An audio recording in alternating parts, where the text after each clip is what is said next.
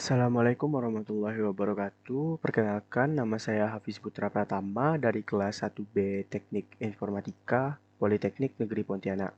Pada video kali ini, saya akan mempresentasikan hasil praktikum Lab Activity 3 pada mata kuliah Algoritma Pemrograman tentang Loop Structure atau struktur perulangan. Langsung saja kita ke video berikut ini.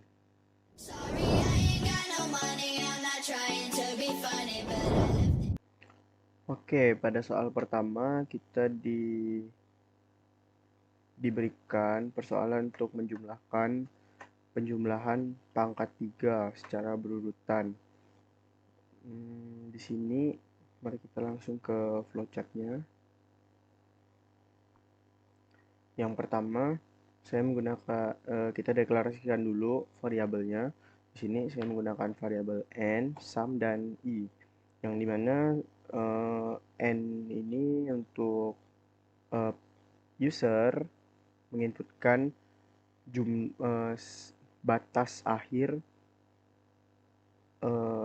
angka yang akan dijumlahkan dan dipangkatkan 3. Misalkan 5, berarti user ingin menjumlahkan 1 pangkat 3 tambah 2 pangkat 3 seterusnya sampai ke 5 pangkat 3.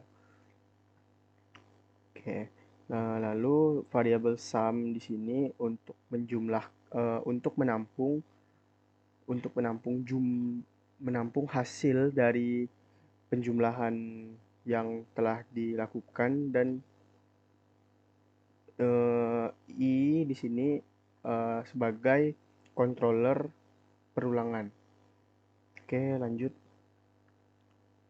Kemudian di sini ada variabel sum-nya sama dengan 0 karena untuk harus dideklarasikan supaya bernilai dan tidak mempengaruhi penjumlahan. Makanya dikasih angka 0. Lanjut. Di sini saya menggunakan percabangan dikarenakan takutnya user tuh kayak takutnya menginputkan bilangan yang kurang dari 0. Karena itu bisa menimbulkan error pada flowchartnya nanti. Oke. Lanjut, yang selanjutnya di sini karena kita mulainya dari angka 1, jadi di sini i-nya perulangannya dari 1 ke batas akhirnya ditentukan oleh pengguna n, dan kemudian di dalam perulangannya kita masukkan sum sama dengan sum ditambah i pangkat 3, yang dimana kalau misalnya kita asumsikan di perpangkatan pertama tuh 0 karena sumnya variabelnya 0 sama dengan 0 ditambah i pangkat 3.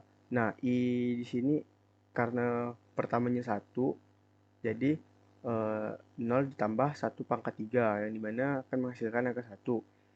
Lanjut, kemudian di perulangan selanjutnya sum ini udah bukan 0 lagi, tapi hasil dari perulangan sebelumnya, yaitu 1. Nah, ini kan sekarang kan misalkan di perulangan kedua. Jadi di sini 1 sama dengan 1 ditambah 2 pangkat 3, yang dimana 2 pangkat 3 adalah 8, dan 8 ditambah 1 adalah 9. Untuk membuktikannya kita bisa running di flowchartnya, di konsolnya. Misalkan kita masukkan angka 2. Nah, 9 yang didapat dari step by stepnya apa? Masukkan angka 2.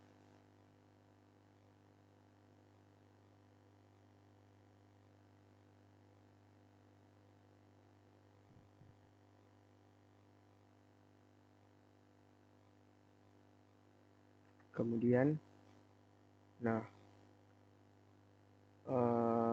sum yang pertama kan, nah, ini 0, kemudian I-nya adalah 1, nah, dan kemudian bakal masuk ke, maaf, di sini N-nya 2, karena kita memasukkan 2. Nah, pada perulangan pertama, sum-nya 0, kemudian I-nya adalah 1, lanjut, udah dapat kan. Nah, sum-nya berubah nih jadi 1 dan ini bakal lanjut ke perulangan kedua. Nah, di sini eh, nah 9 eh, apa 2 pangkat 3 tadi adalah 8, sedangkan 8 ditambah 1 adalah 9. Maka hasilnya adalah 9. Oke, kita bisa lanjut ke nomor selanjutnya. Pada soal selanjutnya, kita akan memecahkan persoalan tentang faktorial. Nah, eh, dicontohkan di sini faktorial n adalah 1 dikali 2 sampai bilangan ke n, yang berarti eh, polanya adalah sama seperti nomor sebelumnya, cuman ini kita tinggal ganti dengan faktorial dikali i dan tidak menggunakan perpangkatan. Di sini tercatat juga kalau faktorial 0 adalah 1. Berarti bisa kita lihat di flowchart-nya seperti seperti nomor sebelumnya. Kita deklarasikan dulu variabel.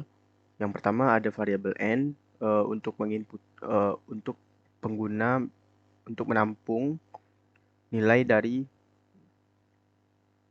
yang pengguna inginkan. Kemudian ada faktorial untuk menghitung faktorialnya. Kemudian I sebagai controller pengulangannya. Kenapa faktorialnya bernilai 1? Karena kalau misalkan faktorialnya bernilai 0, perulangan yang terjadi adalah 0 sama dengan 0 dikali I. Kan berarti seterusnya sebanyak apapun perulangan yang dilakukan maka hasilnya adalah 0. Maka di sini kita berikan faktorial sama dengan 1. Kemudian saya membuat percabangan yang dimana pengguna tidak bisa memasukkan angka kurang dari 0. Lanjut, di sini I sama dengan 1 ke batas akhirnya ditentukan oleh pengguna, dan di sini 1 sama dengan 1 dikali 1 adalah 1. Misalkan saya inputkan faktorial dari 3 seperti ini, kita lihat pergerakan dari variabel watch-nya. Nah,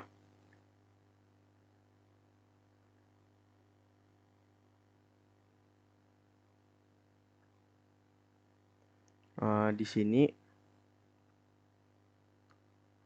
bisa dijelaskan pertama n-nya 3.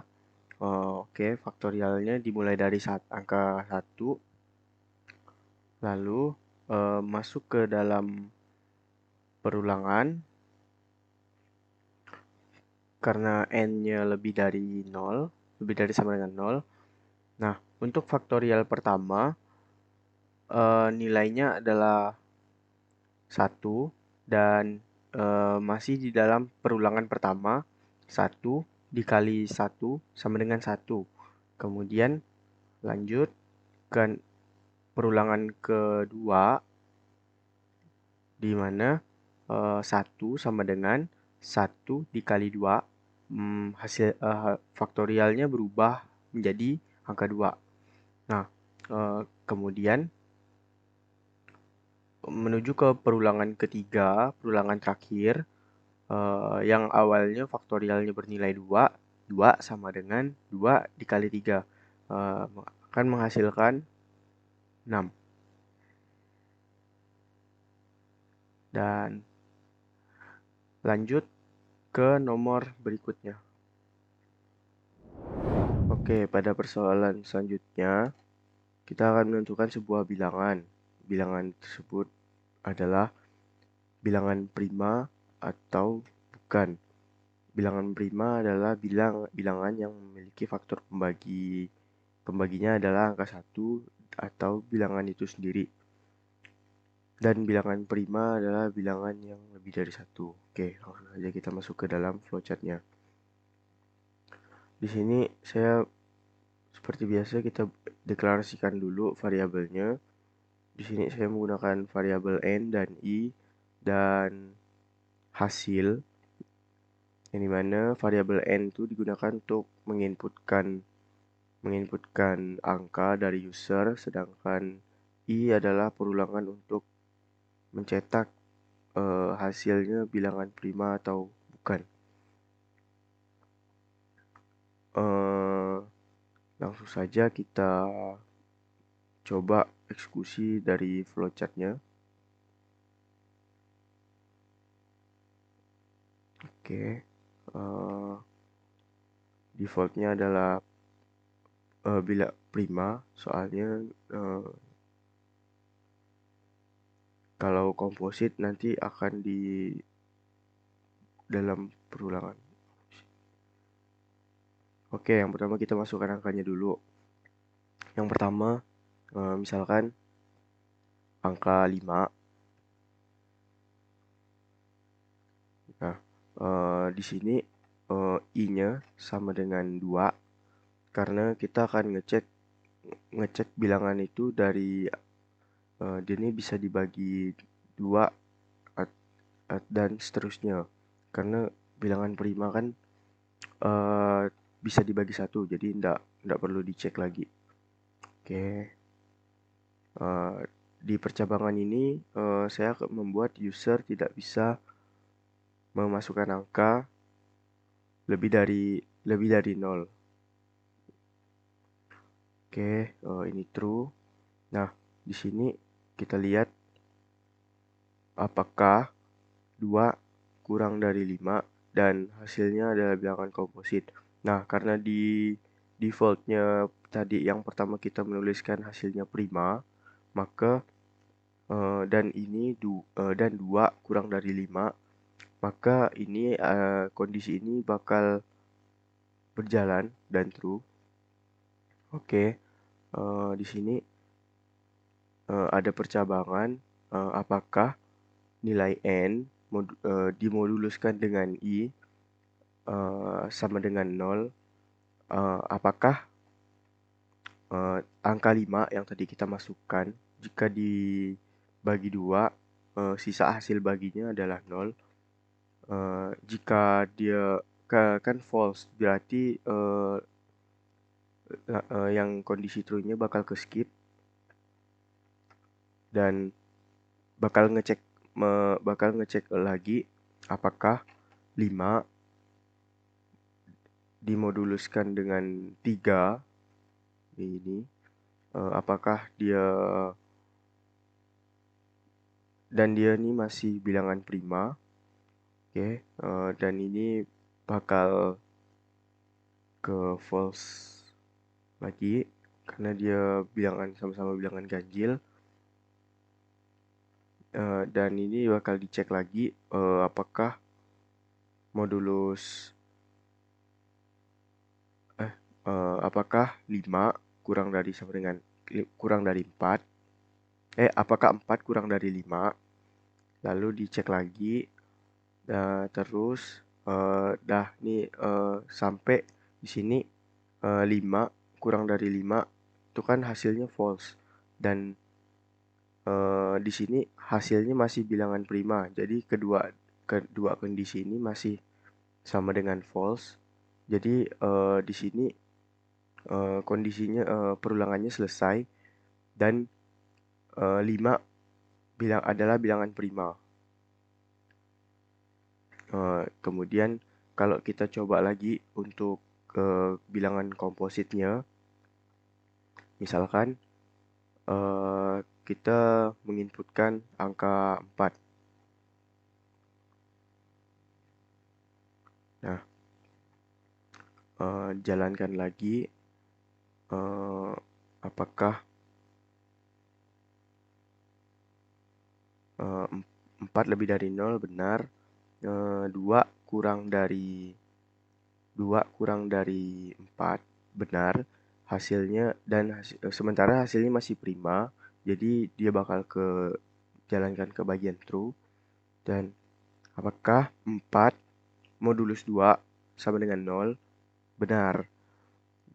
Lalu hasilnya akan berubah menjadi bilangan komposit. Dan di sini eh, pengulangannya berhenti karena salah satu kondisinya bernilai false, yaitu hasilnya sama dengan komposit. Lalu keluar dari perulangan dan hasilnya adalah bilangan komposit.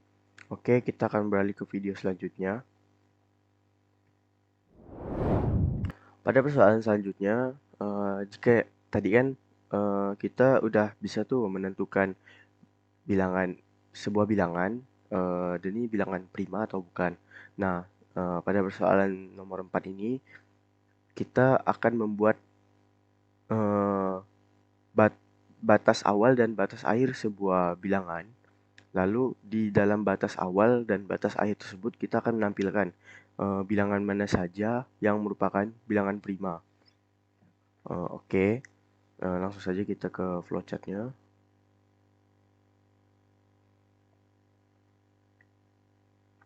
Eh, yang pertama, eh, kita deklarasikan variabelnya.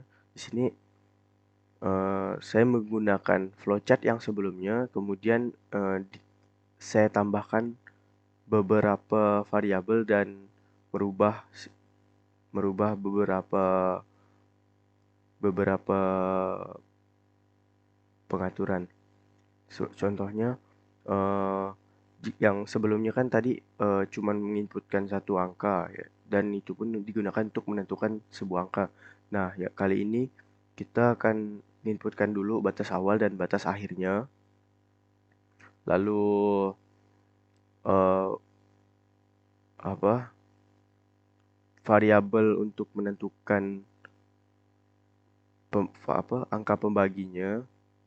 Dan oke, langsung saja kita coba dulu lah. Misalkan saya ingin membuat jarak dari angka 10 sampai 20 misalkan.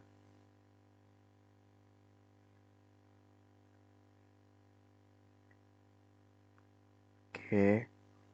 Nah, eh, berarti kita perhatikan di sini pengulangannya I sama dengan A plus 1 dan ke tu B dikurangi 1, yang dimana pengulangan ini angka 10 dan 20-nya tidak dimasukkan ke dalam perulangan, yaitu 10 dan 20 menjadi angka eksklusif. Oke, kemudian untuk hasilnya kita buat dia default bilangan defaultnya adalah bilangan prima, dan J-nya seperti tadi soal sebelumnya kita mulai dari yang kedua karena bilangan prima masih bisa dibagi satu. Dan oke, lanjut. J kurang dari I yang berarti 2 kurang dari 11 benar, dan hasilnya tidak sama dengan bilangan komposit. Dan ini kondisinya adalah true karena defaultnya tadi bilangan prima. Oke, lanjut. Di sini bacanya jika 11 modulus maaf, iya benar. Jika 11 modulus 2 sama dengan 0, maka jika benar variabel variabel hasilnya berubah menjadi bilangan komposit. Jika false, maka kita akan lewat dan J-nya bakal nambah 1 buat ngecek kembali sampai sampai bilangannya kurang dari I. Oke, berarti kan false ya harusnya. Nah, bakal dicek terus sampai eh, sampai bilangan J-nya bernilai false.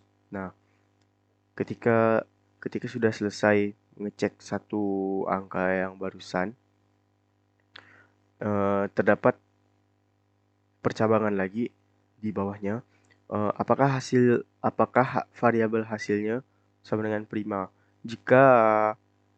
Jika bilangannya prima, maka dicetakkan dan akan mengulang kembali untuk mengeksekusi angka selanjutnya.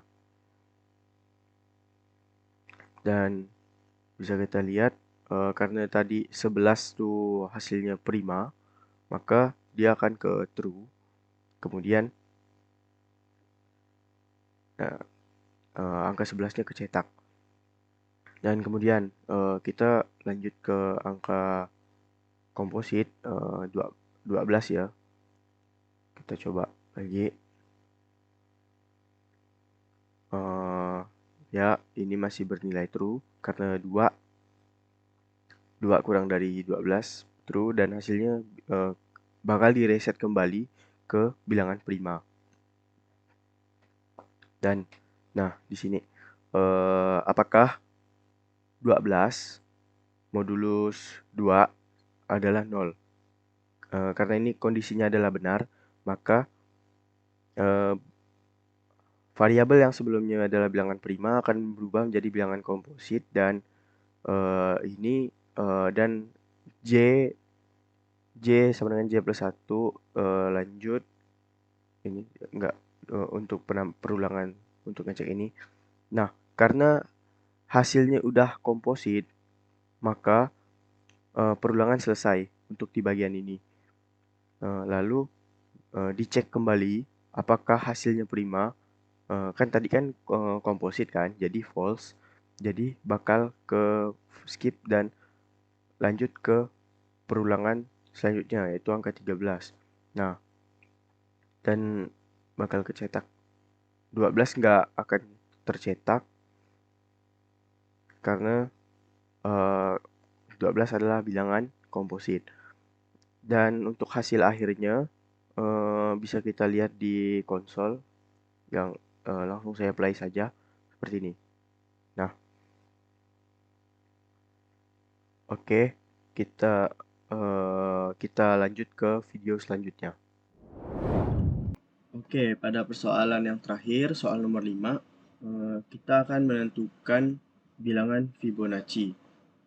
Bilangan Fibonacci sendiri adalah bilangan selanjutnya ditentukan oleh penjumlahan dari dua angka sebelumnya. Misalkan seperti yang kita lihat di gambar 0, 1, 1, 2, 3, 5, yang mana di defaultnya adalah 0 dan 1, dan kemudian untuk ke bilangan selanjutnya ada 1 ditambah 1 sama dengan 2, kemudian 2 ditambah 1 sama dengan 3, dan kemudian 3 ditambah 2 sama dengan 5, dan seterusnya. Oke, langsung saja kita masuk ke flowchartnya. Yang pertama, kita inputkan dulu deklarasi variabelnya.